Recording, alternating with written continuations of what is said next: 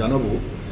গতকাল রাত্রি 11টার সময় চাইপাট গ্রামের বিশ্বনাথ মাঝি, বয়স 20 বছর, বাবার নাম স্বপন মাঝি, রুমের মধ্যে ঢোকার সঙ্গে সঙ্গেই একটি বিষধর সাপের কামড়ে আক্রান্ত হয়। শোনা গেছে বাড়ির লোক সময় নষ্ট না করে 11:45 নাগাদই সোনাহালি হাসপাতালে বিশ্বনাথকে নিয়ে যায়, কিন্তু সেখানে চিকিৎসার পরবর্তী সময়ে বিশ্বনাথকে ডাক্তারবাবুরা আর বাঁচাতে সক্ষম হননি। এখন এই বিষয়টাতে একটা ভীষণভাবে মানুষের মনে প্রশ্ন দিয়েছে, তাহলে 100 মিনিটের মধ্যে হাসপাতালে নিয়ে গিয়ে রোগীকে বাঁচানো যাচ্ছে না।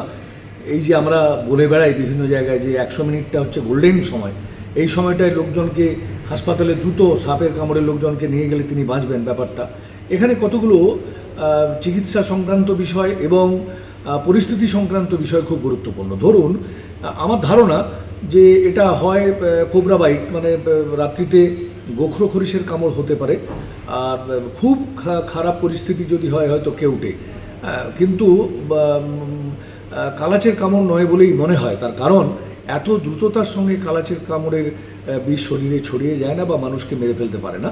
তাহলে কোবরা বাইটের কামড় যদি হয় এটা, তাহলে কামড়টা হয়েছে কোন জায়গাতে সে সম্পর্কে আমরা সঠিক কিছু জানতে পারছি না। তবু এটা বলা যায় নিশ্চয়ই সাপ এমনভাবে কামড়েছে, সরাসরি সাপ যদি ভেনের উপর কামড়ে দেয় এবং ভেনেতে যদি তার জ্যাকবোনস নিপিলটাকে পুশ করে এবং সেখানে সরাসরি বিষ চলে যায়, তাহলে কিন্তু খুব দ্রুততার সঙ্গে 10-15 মিনিটের মধ্যে গোটা শরীরের মধ্যে বিষটা ছড়িয়ে যেতে পারে। সেক্ষেত্রে ওই পেশেন্টকে বাঁচানো অনেক সময় সম্ভব হয়ে ওঠে না।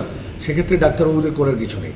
এবার দেখতে হবে যে ওই পেশেন্টের কামড়ের স্থানটা কেমন ছিল, আদৌ সেটা ভেনে কামড়েছে কিনা, বা চিকিৎসা নেওয়ার সময় ওই পেশেন্ট বিশ্বনাথ যখন হাসপাতালে পৌঁছেছে তারপর থেকে তার চিকিৎসা ব্যবস্থার পরিষেবাগুলো কেমন দেওয়া হয়েছে।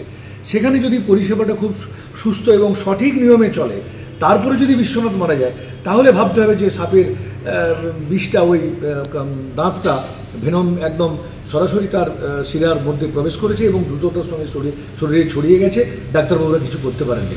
এটা একটা খুব গুরুত্বপূর্ণ প্রশ্ন যে সাপ কোন জায়গায় কামড়াচ্ছে, কেমন পজিশনে কামড়াচ্ছে।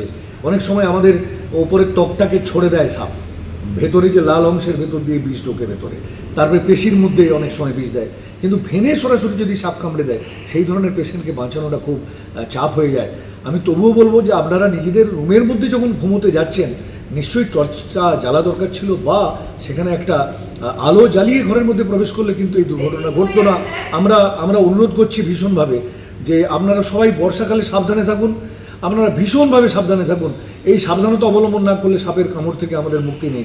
রাত্রিতে সবসময় টর্চ জ্বালিয়ে যাবেন, মশারি খাটিয়ে শোবেন, গামবুট ব্যবহার করবেন এবং কোনো অন্ধকার জায়গায় কখনো যাবে না।